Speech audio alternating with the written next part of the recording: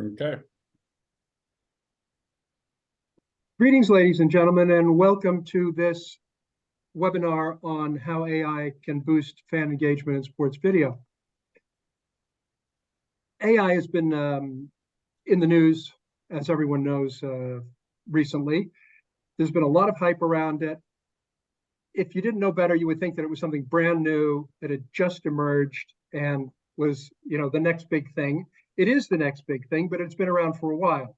In fact, AI has been part of our lives for a good long time now, and it's been used by organizations within the sports world and certainly in other areas. But that said, it's early days, and we are at the beginning, really, of seeing what AI can do and how AI is going to transform the world of entertainment and of sports video. I'm very pleased to have with us experts who are using AI already, who are thinking about the way it's going to be used in the future, and will enable you to get a better understanding of how you can use AI in what it is that you do. I'm going to introduce them now. We're lucky to be able to use Zoom to bring in people from various parts of the world to this webinar. Kelvin Watt is joining us from Johannesburg in South Africa. Kelvin is the Managing Director of Capitalize Media. He also is the owner of Nielsen Sports in Africa. He has a long experience in the research side of things and in all aspects of the media business and the entertainment business. And he's doing a lot with AI, which we're going to hear about in a minute. Adam Kemp is joining us from London. He is the sales director of IMG Arena. He has a long background in the sports business, also working for rights owners like the Ryder Cup, Formula E, as well as Cup of 90, which is in the digital space. And Daniel Evans from Magnifi, who is joining us from Florida, not the coast that's being hit by the hurricane. And Daniel from Magnifi has a very long history. We're just talking about it in the innovation space, going all the way back to the early days of the internet and the first web browsers. Also, from another part of the world, Anubhav Arora, who is joining us from Magnifi as well, who is in Bangalore in India. And he is a background with KPMG and Gartner, and a very strong understanding of the business uses of AI and how this is going to be rolled out. Magnifi, of course, is one of the major players in AI, especially in the video space. So to get us started, I thought a good way to do that would be to hand off to someone who is using AI in a practical way to solve a problem. And I'm going to turn things over to Kelvin, who is going to tell us about some of the uses that he's putting AI to in his business. Thanks very much, Jay. And good afternoon to everybody from around the world that's signing in. It's been great to spend some time with you. Jay, I think AI has been a critical part of a major project that we've put together for MultiChoice, the major broadcaster here in Africa, and specifically for their super sport business. It's really a process that started about 5 or 6 years ago from a lot of research and data that we were doing within our Nielsen Sport business. We were finding that huge parts of the sort of South African sports fandom really centered around schools. And a lot of that was very, very particular to people's interest in their children, their grandchildren, their particular communities, to the schools they went to. And a lot of our research was showing that particularly kids, or people who are now probably under the age of 24, 25, and those still at school, very much were interested in themselves and their peers and their sport as much as they were in professional sport. And that really started us along a process of launching for SuperSport Schools, the SuperSport Schools OTT platform for SuperSport. And it's, as I said, a journey that started 6-7 years ago. It really began in earnest in around 2018, 2019, when we purchased a small traditional production business that was streaming to YouTube.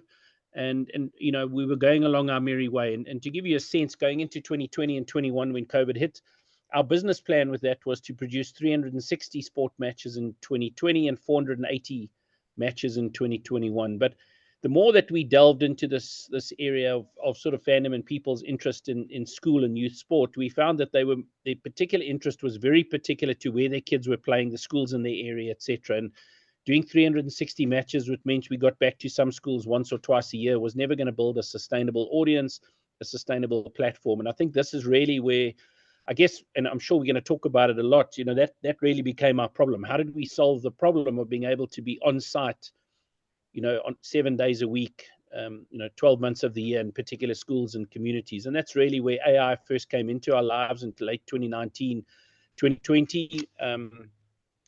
We were introduced to the team from Pixelot out of Israel. And really at the outset, what they allowed us to do was to install cameras right across schools and sports facilities across the country, which then used AI to produce. I think at the time they could produce about 13 or 14 different sports. That's now up to about 17 or 18.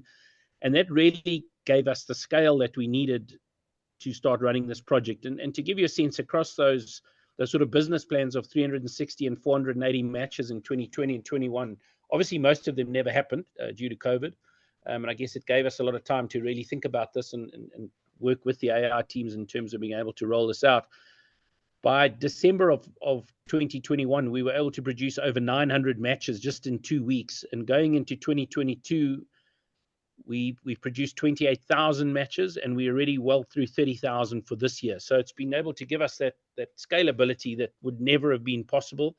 And I think the platform and our promise to people to be able to bring them the sport they care about most would have been impossible without AI. And really just continuing that journey, from a social and digital and from an engagement perspective, again, we came across the Magnifi team and started working with them to use AI to create highlights for us. Because obviously once we were doing it at scale, it was impossible for us to create the highlights at the level we needed, at the quantity we needed, at the in the time that we needed to do that, to be able to get them out into the market. And we've had various other bits, and I think I told you guys the other day, we from an engagement perspective, we've started to use some of the tools of OpenAI and ChatGPT and people to help us with things. One of our strongest sort of engaged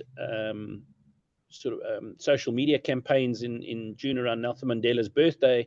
We ran a what would Mandela look like as a school kid and as playing sport, and it really got huge amounts of engagement. And obviously all of that was developed for us using AI. So those are some of the uses we've done. As I said, I think at the outset, really from us, we had some problems to solve. AI helped us solve those problems. We'll chat more. It's not perfect. I think it requires a lot of patience in terms of how you work with it and how you use it. And I'm sure we'll delve into sort of those issues as we move through.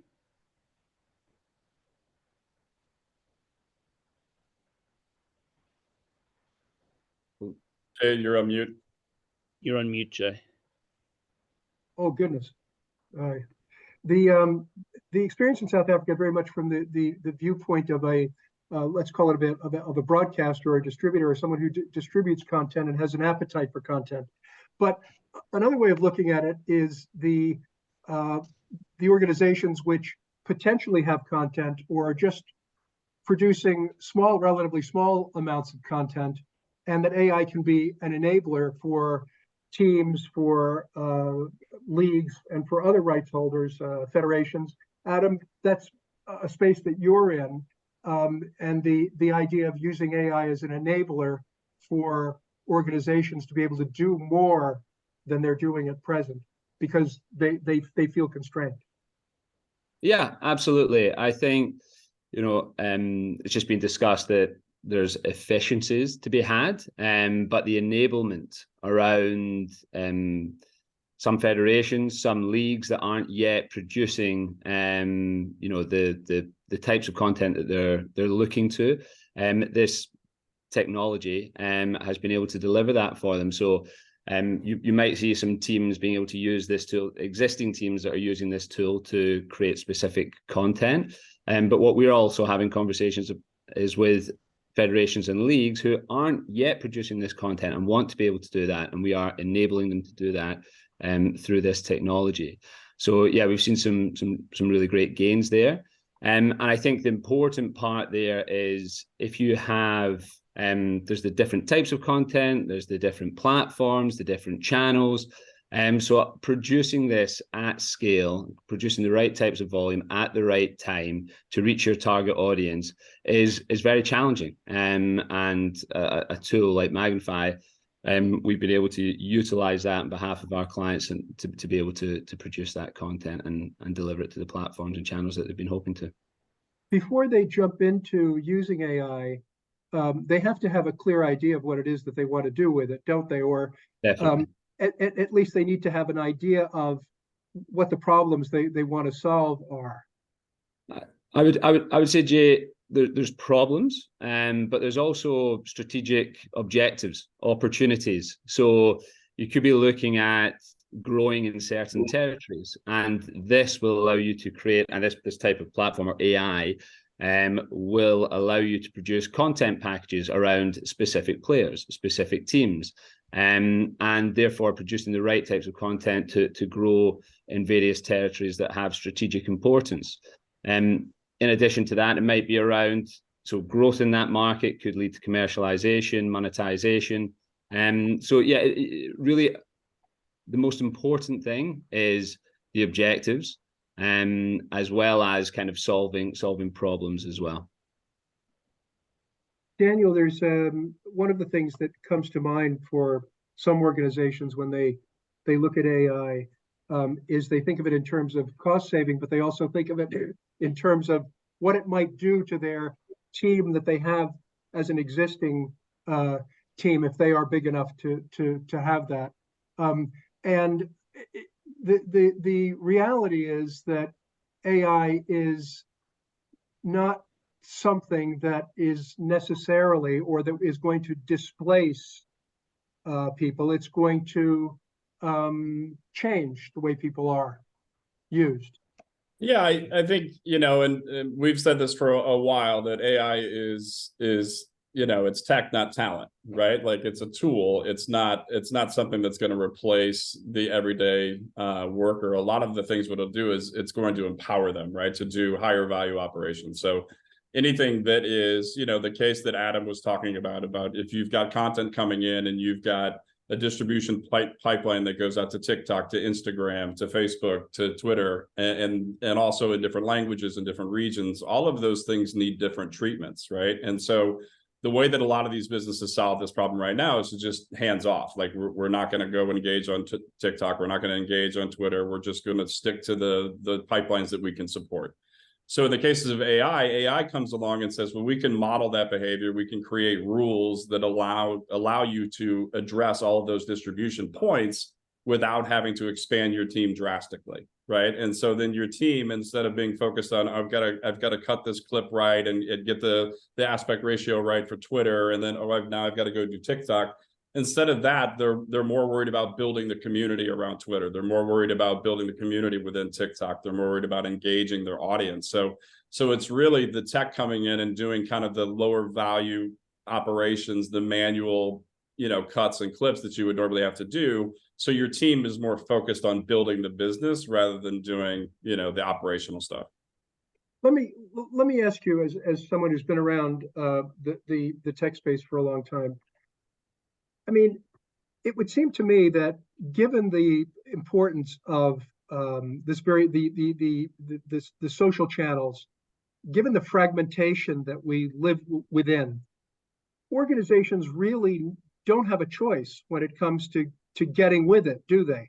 I mean, the strategy of saying we're just going to sit tight and continue to do what we do is not sustainable. It's not, and especially in sport, because sport is not only under pressure from all of these, like the globalization to where everybody can access everybody's sport. It also has gaming that's coming along, right? And the kids that are young, like they grow up playing games, not necessarily playing sports like we did before, right? So they've got pressures everywhere. So you've got to be able to meet your audience where they are. You can no longer just say, well, we're the NFL, so we're just going to wait for everybody to come to us, because there's other people that are being aggressive in meeting their audience where they are. And so they're gaining fans and they're gaining market share and they're gaining, notoriety. And then, that diminishes the other brands. So the big brands need to keep defending their space. They need to keep, meeting their audience where they are. They need to keep expanding out, or others will come in, especially because AI does enable smaller leagues and smaller conferences and smaller sports to grow. Like pickleball is a great example, right? Like just spread like wildfire in the US, right? So there's these sports that now have these social channels to connect with their audience. And if the major brands like soccer and football and, you know, FIFA and the NFL and NBA don't continue to push that out and meet their audience where they are, they're going to lose, right? They're going to lose out attention spans. They're going to lose, you know, eventually they'll lose profits. Well, it's the localization, the hyper-localization. Kelvin, what you were just talking about, I mean, you were saying that in South Africa, the biggest thing is school sports in terms of, you know, what the audience wants. That's what the research is showing. Yeah, you know, I think just what we found is on most weekends and time, people are spending what we call the sport they care about most, which is the sport they're playing themselves and their peers and their, you know, their colleagues at school. And then the parents, grandparents, and others are out there watching and supporting their kids. And we certainly saw that. But what we found is that for as many people that are out at school sport and at youth sport, they're also missing. And they're missing for various reasons. The nature of their jobs, they're traveling, they've got more than one child who's playing sport. You've got to choose, you know, you've got 2 or 3 kids, and now you've got to decide which one you're supporting today or where you are. The beauty of technology is you can be with one child in one city watching water polo and watching a child play cricket on the other side, you know, 300-400 kilometers away, another side of the world away. So, you know, that's really what the technology allowed us to do.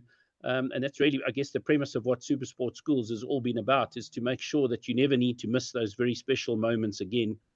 You know, and you can be there to do that. So, absolutely. And Yeah. and Yubov, are you there? No, I don't think he's with us. Okay. But go ahead, Jay. I'll grab it. No, No, because the question was regarding the idea of what the progress is from the initial idea of AI. Really was the idea we can be more efficient, right? Mhm. And that's still an important aspect of it, right? And I think that's what Adam was talking about. So, you know, we can't downplay the reality that for an organization that's not a large organization, because you mentioned the NFL and the NBA, that AI enables them to do things that they wouldn't ordinarily be able to do. Yeah, it's about empowering, right? It's about, and it kind of goes back to the point that I was making is that you don't have to make hard decisions about limits to your resources, right? Your resources can do more, right? It's more efficiencies. You know, it's not just like, okay, well, we used to have 15 editors that had to go through and chop all this stuff up and add graphics and all that, and now we can get that down to 3. Like, that's one piece of it. But I think the way that a lot of these organizations are looking at it is like, I've got good employees that are smart. They have a lot of information that they want. What can we do that allows them to do more rather than trying to do the same amount with less people, right? And I think that's where we talk about enablement. And, you know, like now, you know, Kelvin or Adam and their customers can now support multiple distribution channels and give it the attention that it needs, because they're not dealing with some of the repetitive tasks or some of the things that we can automate with AI. So, Adam, when you have one of your clients, a rights owner, whether it's a league or a team or a federation, when they look at the possibilities of AI, where do you find that their first use is, the thing that they're most interested in? And is it basically just producing at volume and ramping up the scale of production? Well, that really depends based on the services that kind of IMG Arena provide. So, you know, we will have conversations around, you know, on the production front, depending on the client, depending on the objective, as we mentioned. It could be around volume, scale, in terms of the platforms that they're looking to deliver to. It could be a little bit more intricate around, we have specific types of content and formats. It doesn't need to be volume and scale. It's just specifics that you want to be able to produce on top of everything else it is that you are doing. I think one thing to bear in mind as well, we've talked a lot about channels, platforms, being able to reach your audience in the right places. But these organizations have multiple stakeholders. So it could be the channels for their own audiences, but they could also be delivering to their media partners, their clubs, their teams, their players, their sponsors. This is a great opportunity, the world that we live in now, and the tools that we have at our hands to create specific content packages for specific sponsors for their own platforms, for the federations, for the broadcasters' platforms. So there's that side of it. But we'll also have conversations, as a data and technology business, we'll have conversations around using our computer vision department to extract really rich, next level sort of data. So extract, enrich, engage. So we'll ultimately get more data points from the pitch, from the court. And we'll then look to enrich that with our kind of data science team and create next generation stats and insights. And then we'd be looking to engage with the audience. So whether that's on short form content, whether that's within live content, and really producing insights and analysis that gets the fans excited and engaged with the content. Well, as you were speaking, we got our first question here, and it's right in the space you were talking about. Let me read the question out, and then whoever wants to tackle it, please do. The question is, AI is awesome for boosting fan engagement at scale, but how does AI compare to data-driven video and personalized one-to-one communication at scale? Daniel, I'm gonna turn that over to you, because I'm not sure I understand that one. Yeah, and it's it's definitely the path that we're going down, right? So where every consumer has a data layer, right? That the companies that engage with them understand, and what we're talking about is how do you get a hyper personalized connection? How do you get a hyper personalized video? Like, how do you give them exactly what they want, right? And I think the way that happens is first you have to understand the video, right? Like, you have to understand what's happening. You have to understand everything around that game. You have to understand where the markets are with the consumer, and then you have to understand what are the viewing habits. And Kelvin, I think we talked about this a little bit as well. Like you start to understand that, okay, we know this parent is watching these types of streams, and this is what's important to them. And so then you can start to surface that information out. We deal with this to some degree. Everybody that goes on YouTube, you'll get served, hyper personalized content that's based on your viewing habits, that's based on other data that they've collected from Google, et cetera. So as sport gets closer to that, it's really about, once you have access to the data, once you tag the content very, very well, and then you just transition that through a number of filters to understand this consumer likes the Pittsburgh Steelers, likes FIFA soccer, likes handball, likes this and this, and being able to serve them up the relevant content to keep them engaged. The goal is, and we see this on TikTok, to where these kids are just thumbing through everything, right? The goal is to keep them actually watching versus doing thumbing. How do you get them engaged? How do you get them to watch the content? Because the more they watch it, the more they're engaged with your company, the more they're seeking out individual highlights that are custom to them, the more they feel like it's built for them. They stay more engaged, and then that builds a stronger relationship for your brands and your sponsors and your company. So are we there yet? No. It's going to take AI on the edge, to where your phone is sitting with AI and can analyze the content as it's coming in on a stream. Like, it's going to take some time for us to get there. But I think everything is heading towards that, to where when I open up my app, either YouTube or a team app or a league app, like an NFL app or what app as well, like, the content is already tailored to my needs. In terms of the data, Sorry, Jake, go ahead, Kelvin, please. Can I just expand on that, just to give you perhaps a real example of it? And I think where we see it, and I think the two of them work hand in hand, and it goes back to, I guess, what we discussed at the very beginning, is that if you're using AI to solve a particular problem, it solves those problems for you and helps you to spend time working on the other problems. But all of these things, there's a number of them. And to give you a very real example from our side, by using AI to produce the quantity of matches we were able to do and to stream them, we were then able to give our users choice, and they could then choose what it is they wanted to be watching, as opposed to feeding. And because they're making choices, and we have a very big data set of what they're choosing, it allows us down the line to create more personalization options. Had we not had AI to give the quantity or the volume of sport that people had very limited choice, the quality of the data we were getting on what they were choosing would have been very, very poor. So that AI really solved the problem for us of being able to produce huge amounts of matches at scale and at a cost that made sense. And then that allows us to start looking at data-driven video and personalized opportunities so that we can create one-on-one communication at scale. Is it fair to say that with AI, it enables, because you mentioned YouTube and you mentioned TikTok. I mean, these huge platforms are doing this already, and they're doing it very effectively. Is it fair to say that using AI, and if it's applied properly, that it will empower and it will enable the rights owners to have more of those kinds of relationships, but where they control those relationships themselves? I mean, is that really where things I think are that's headed? fair. And Like that would be that would be the aim. It's kind of hacking the algorithms, right? Like do you want to leave it to TikTok to know what your audience is and where that content goes? And in some cases, the answer may be yes, right? Because they do a good job, right? Same thing with YouTube. But I think it's in terms of understanding what you have and being able to distribute it to the customer that you want. That's super powerful, because what you don't, if you go through TikTok and you leave it to them, TikTok owns that customer, owns that data set, owns that relationship, owns it, right? If you're in the NFL app, now I own that customer, now I own that relationship. So it's a choice that people have to make, and I think it'll depend on the scale that you're at,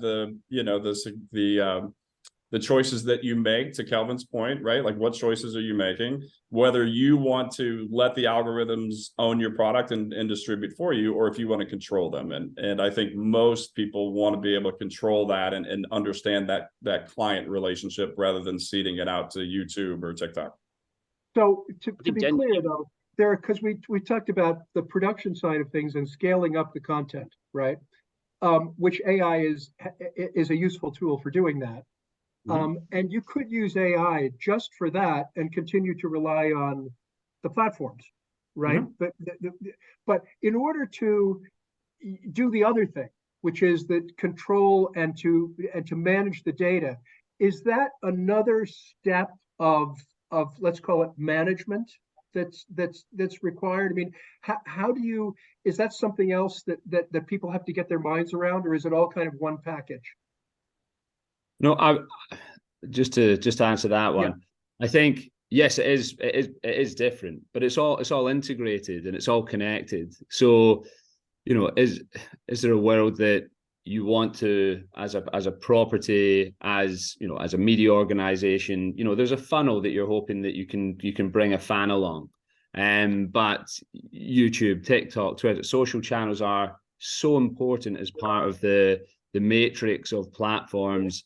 That your audience is ultimately consuming content. People consume content on different platforms for a reason. They like being there. That's where they spend their time. So you want to speak to them on those platforms, and it's about choices. You use the right technology to enable you as an organization, based on your size, your resources, to deliver content to those platforms. And you have content, gamification, you have part of content that you have things in place to ultimately bring an audience through the funnel, so that you have then that direct relationship to them, if that's part of your strategy. And for most people it is, that you want that direct connection, so you can communicate, you can really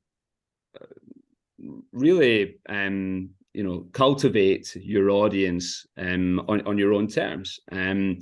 But those social channels are also an enabler to reach them, to create a new audience. And you'll also be looking at different sports, as you said earlier. There are a number of different sports, whether it's paddle, other new sports that are coming out, that to generate that audience initially, you're likely going to be communicating and putting content on those social channels to grow.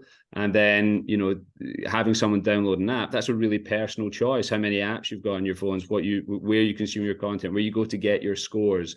These are all things, and other content these are all personal choices that depending on the type of fan you are, depending on the type of consumer you are, depending on, you know, various age groups consume things in different ways, as we all know. So moving them down the funnel, that you've then got that direct relationship, then yes, you're going to be using other tools and other things, and therefore you might well need additional expertise to really cultivate the data and insights that you have to be able to that you're getting through AI to really realize the potential of that. But it's all interconnected. The monetization element is it fair to say in its early days, Daniel, in terms of where this can go, because it opens up a lot of possibilities in terms of, let's call it, the way big brands, or the way brands generally are in the sports space now, because you can see if hyper personalization or hyper localization, or the kind of things that Kelvin is talking about, is important already, and it could be more important in the future. Brands have to find a way to connect with that. They do, and it's you know, it's increasingly difficult because we're on so many different channels, right? To Adam's point, like some people are on TikTok, some people are YouTube, some people are on WhatsApp. Like there's all of these distribution points, and people aren't watching live broadcasts like they used to, right? Like they're consuming short form. I think I saw something that in the Olympics that it was almost a 2x on short form consumption versus people that actually watch the Olympics, right? And so people are busy, they have a lot of interest, they want to follow a lot of things. So if I'm a Nike or an Adidas or one of these endemic brands that's big in sports, how do I reach that audience? How do I stretch my dollars across these things? If everything is desperate and everybody is in all these different places, how do I reach them? And you're starting to see more and more NIL as part of this. You're seeing these micro influencer, nano influencer campaigns, to where brands can now, because of the power of AI and machine learning, they can understand how this content relates to their brand. So the brand can come in and say, I want to get 10,000 athletes scattered across the world that are focused on these specific geographical regions. Well, prior to modern times, you'd have to have 100 people that are looking at each individual market and making sure that the brand goes out correctly and everything's spoken about correctly, et cetera. But now they can automate that. So a Nike can come in and run an advertising campaign across 10,000 athletes and programmatically understand, did the logo get placed? Did they do an ad read? Did they do the line item? Did they, is the conversation good? Did they do anything to my brand that would hurt my brand? I want to take that down. All of that is now within reach, so that the brands can work with like Kelvin and can work with Adam and be able to go out and say, okay, this is the demographic that we want to reach. And then they can spread those dollars across 10,000 people instead of doing, one major Super Bowl ad that takes up their whole budget, right? So it just allows them to go deeper into the stack, direct to the consumers. If I can go and roll up 500, influencers that have a reach of 1,000 each, well, that's 5 million people that I can reach, right? And the engagement, I would argue the engagement for somebody that has 500 or 1,000 followers is better than somebody that has 1 million, or 10 million. Yeah, we have another question. Let me see, which was, if the question was whether if Kelvin or Adam, you could drill down a little bit more into the production aspect of what it is that you're doing. If you're producing all these matches, what is it that's actually required? How many people need to be on the ground? How does that work? I mean, if you're covering thousands of matches. Sure. Adam, shall I take this on the Pixelot camera side? I think I'm probably using think more so. of it than you. Yeah, so I mean, effectively, the Pixelot technology is a very interesting one. Each camera unit has somewhere between 2 and 4 lenses, depending on the camera, and a lot of that is just how close you can get to the field and the size of the field. So, for example, sports like netball and basketball obviously require less than, for example, football, rugby, field hockey, etc. Those cameras each film independently different parts of the field, so they're calibrated for a particular field, and then AI is used depending on the sport that's there. AI knits together the picture from those 4 lenses and produces a sports match as humans would do if it was a manned multi-camera production, for example. Technically, we could turn the camera on remotely and operate it without anybody on site. It is technically possible to do that, and we have done it, and we've also done it where we have commentary remotely. So it's technically possible. From our perspective, from an operations perspective, we typically have one operator sort of stroke scorer on site. So their job is really to turn the camera on, do whatever is required, and then really sit on site to score and add the data that then goes into our graphics packages, which trigger our ad packages to operate our system. So typically we would have one person on site, and then depending on whether we add in commentary, then one or two commentators, etc., that would join that person. But really, everything's getting done with one person. Wow. Adam, do you want to add anything to that? Well, we're not doing the production side in the same way, but when it comes to computer vision, that could be a 2, 4, or 8 camera setup usually. Right. And what you were just picking up on something you just said, Calvin, in terms of the, let's call it broadly, the monetization of what it is that you're doing, you then have a system that inserts advertising. Is that the way it works? How does that? Yeah, how does that fit? We use a particular technology out of India called SportVot, which we use. We've also in this past used a very good technology out of Australia called Liger. Both of them allow you for broadcast quality graphics for the streaming world, for your sport. And I think again, when you're streaming at scale like we are, and where you've got certain matches, for example, that might not have commentary because they sort of, under 10 boys playing on a Wednesday afternoon, you might not have a commentary team out there. What is critical to give context is, a match clock, the score, and other data. And if you've got a scorer on site and they're capturing moments that happen in the match, the graphics are automated that then, give that, whether that's a goal being scored, a try, a yellow card, halftime. Typically in most sports, we find that there's about 120 action triggers based on graph that could be triggered in any hour of production. We limit it typically to about 40 to 50. Otherwise, it's just too much graphic information, although we get a lot of parents who would love a lot more because not being there, it gives them a lot more information.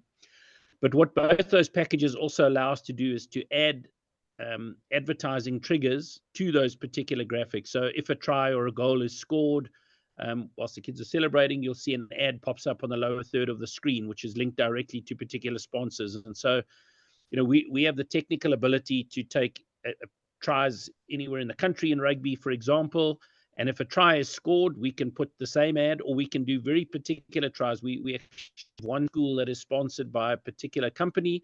And if any of their teams score a try, home or away, on our channel anywhere in the country on any given day, that ad pops up with the try and the conversion graphic that follows. So it's all ad triggered, it's all automated, and beautifully it all gets reported on in an automated fashion as well, which, without that, it would just be impossible to be placing these ads at that sort of scale. And that's really central to our whole business model. We've just gone through 600,000 subscribers on our app now. They're completely free. We don't charge anyone. It's all sponsor and ad driven. So very much on an AVOD model. The time has really been flying. I'm sorry to say. The one thing I don't want to let get away from us is the opportunity to talk a little bit about how people who are not in AI already can get into it, or what they should be thinking about when it comes to taking the first steps. And Daniel, I'm going to ask you first of all to help a little bit with that one. If you were advising someone, let's call it a smaller rights owner, about using AI, what would be the first things that you would recommend? Well, I think to start, you need to have a good understanding of your business and what goals you're trying to achieve, right? And goals can be solving problems or expanding your market. And I think, just having a real understanding of what you're trying to achieve, and then you can go look at solutions that can plug in, right? I think if I'm a rights holder, number one, and this is a bit self-serving, but I think if everybody who is in content needs to realize that they are a content creator, and if they're not tagging, cutting, and archiving the content that they have, then it's kind of a fail from the beginning, right? Like you're a content creator, you should know what content you have, you should be tagging it, you should be archiving it for your needs. Beyond that, some of the stuff that Adam works on and Kelvin is a perfect example of is figure out what you're trying to achieve and then go look for AI that can deliver that. There's a lot of opportunities out in the market. Things are accelerating quickly. Don't get overwhelmed by the fact that there's so many options. Just start small. What am I trying to achieve? Go do a Google search, give us a call, whatever you need to do, and say, this is the problem that I'm trying to solve. You can probably find that solution online via a number of websites, and then just start testing, start playing, start using the tools. Don't be overwhelmed by it. You're not going to get lost. You're not going to break anything. Just start trying things, and don't be afraid of it. If there's a process that's painful for you, if there's a process that's frustrating for you, there's opportunities to solve those things so you can get past them for higher value operations. So Adam, you need to do some homework. You would recommend? For me, I mean, in terms of if you're looking at it. Yeah, I mean, yeah.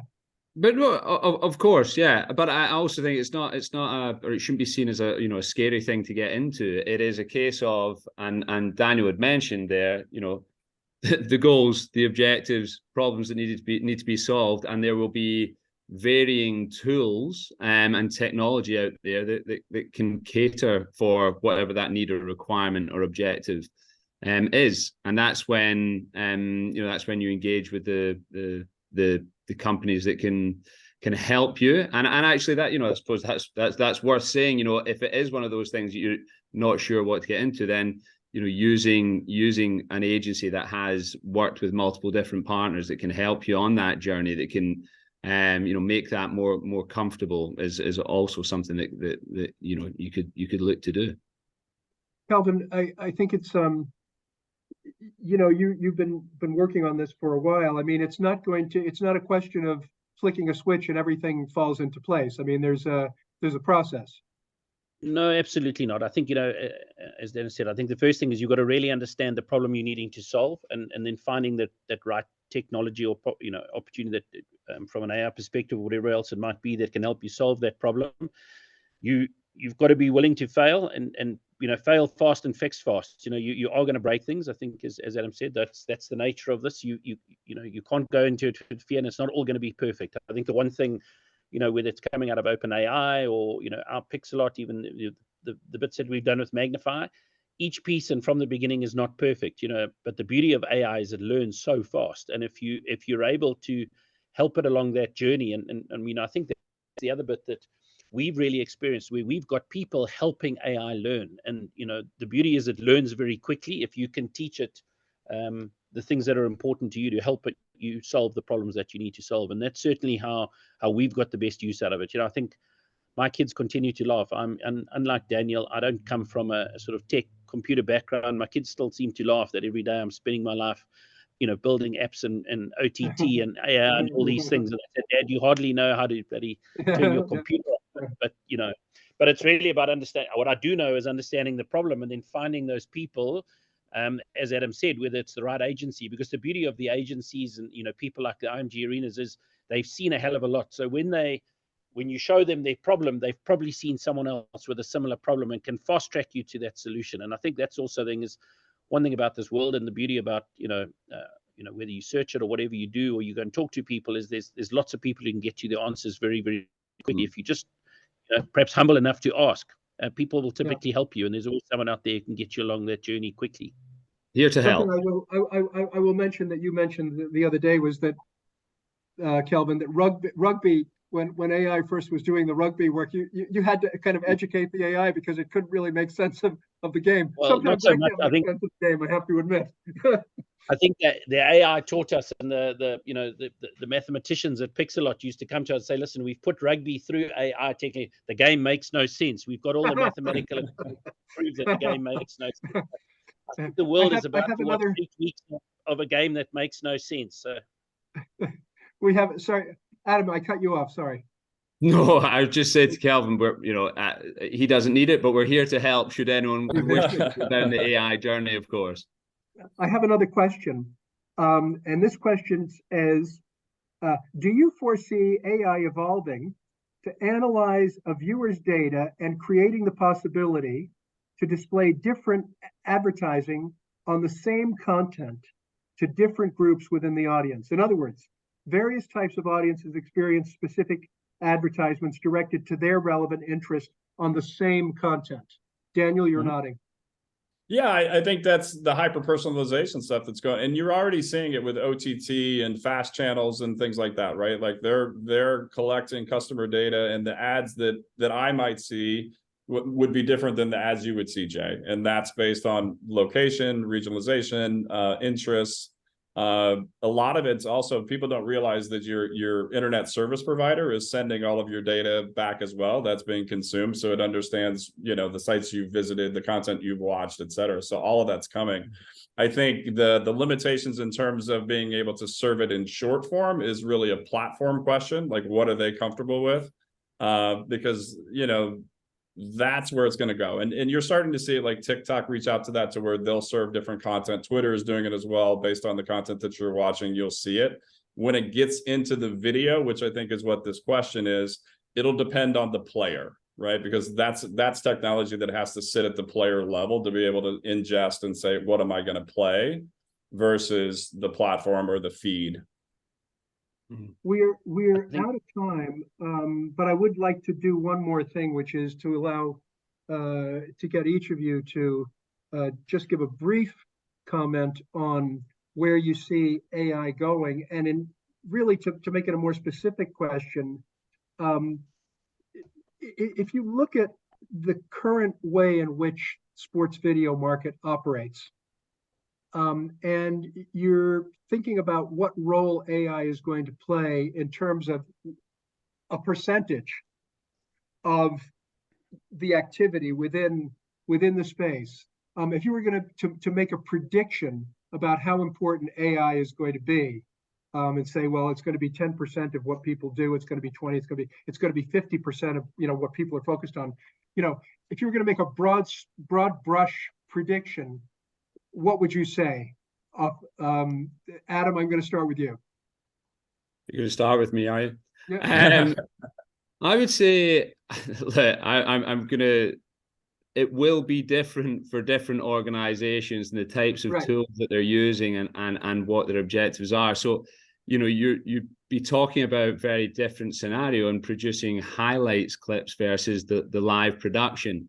And there was one thing Daniel wanted to pick up on, that obviously just from earlier, highlights generation has increased X-fold. The importance of highlights versus live, I still feel that live is extremely important. I'm not saying that's not what you were saying, but I think that the value and the importance of live is just so important as well. And I think, you know, in terms of AI within live broadcasts, you know, that's being used in terms of capturing data, visualizing that data, and some of the cameras as well.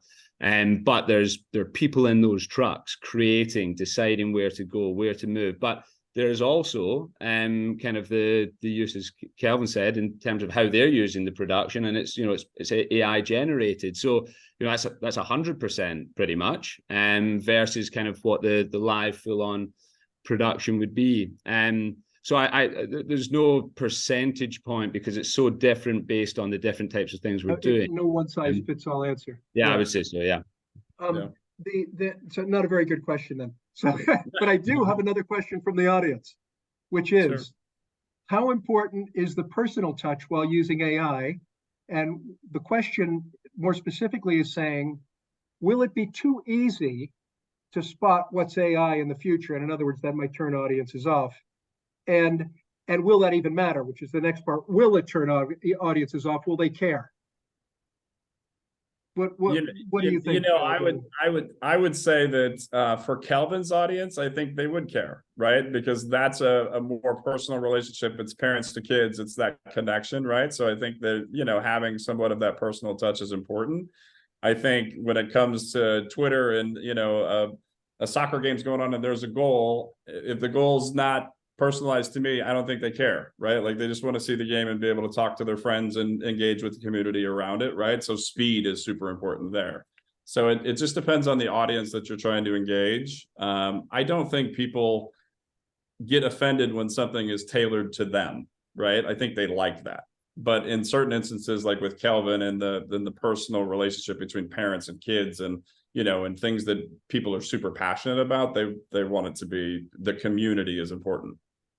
I think there was some research done, or some rough research on audience reaction to things that are not real when it comes to watching a game, and people would say, oh, if you remember, I think it was the Beijing opening ceremony, they used some CGI stuff in that, and some people were saying, well, gee, I mean, that's not reality.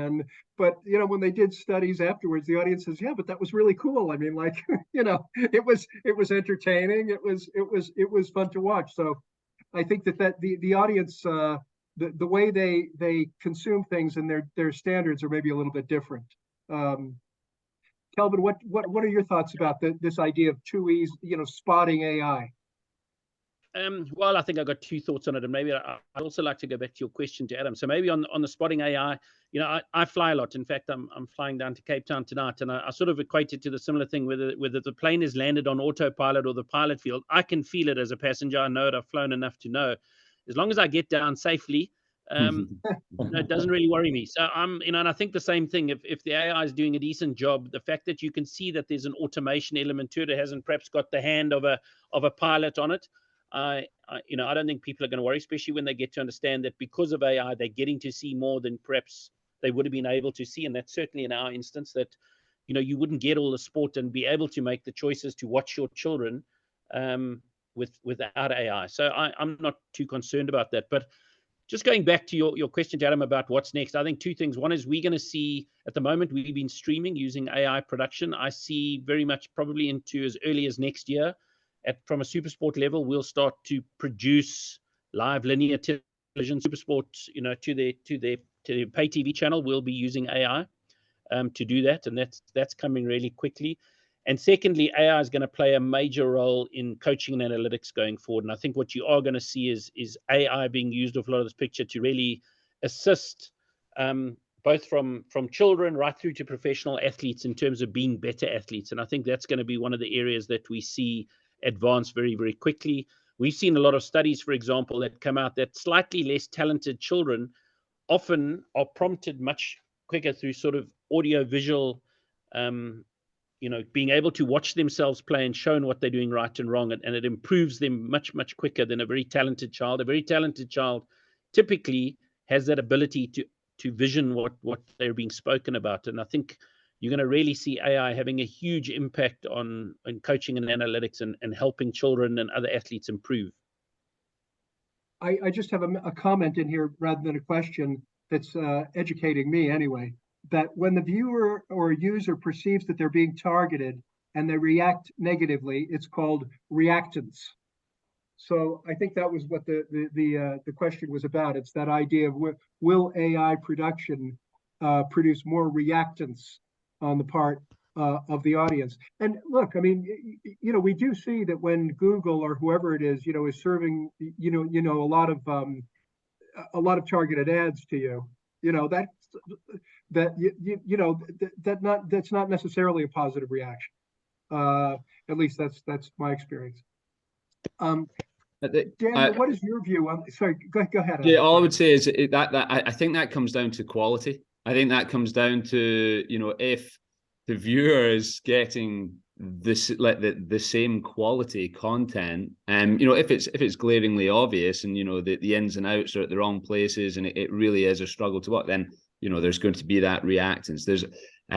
But if the quality, as I suppose Kelvin is able to identify the pilot. I'm not. I don't fly enough. But it's as you say, as long as he lands safely, he's pretty happy with the outcome.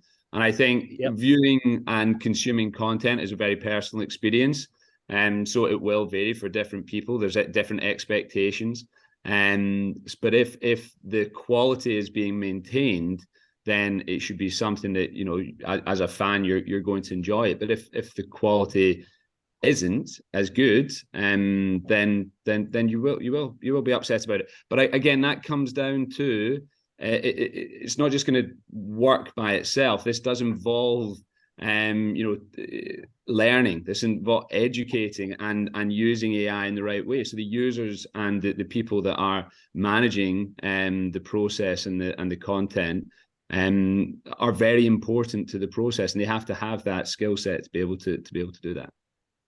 Yeah, and I think the market will decide, right? Like to Adam's point, like it's not just magically all this stuff's happening. Like humans are making decisions about how they do these things and how they go about these things. And if they make poor decisions that cause their customers or their viewers to reject it, then that was a bad decision on their part, right? So if they go in and suddenly I'm seeing a dunk and then brought to you by Allstate, right? Like on every single play, and the users get annoyed by that. Well, then you made that decision. You can unmake that decision, right? So I think there's still, it's not going to just evolve by itself. Like people are still making decisions and choices.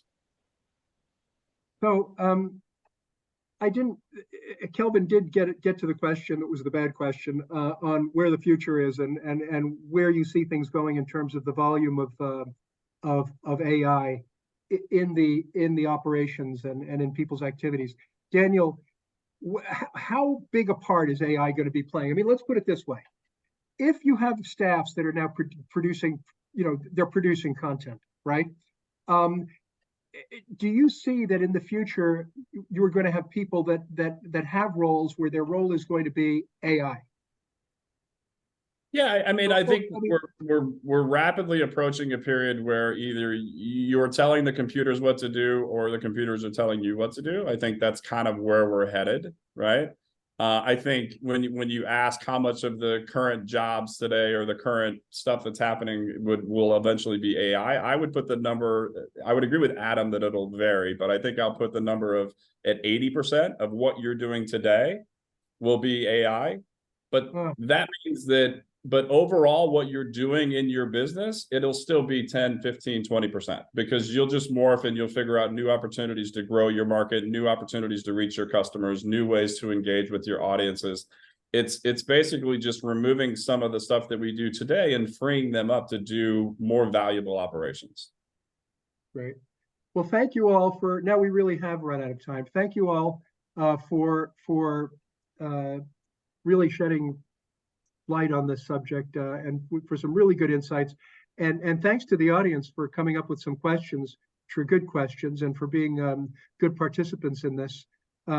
We also have some very positive comments coming back from them, which I'd like to share with you. People saying, great session, thank you, et cetera, et cetera. So I thought it was a great session as well. I learned a lot, and I'm sure everyone who is watching did.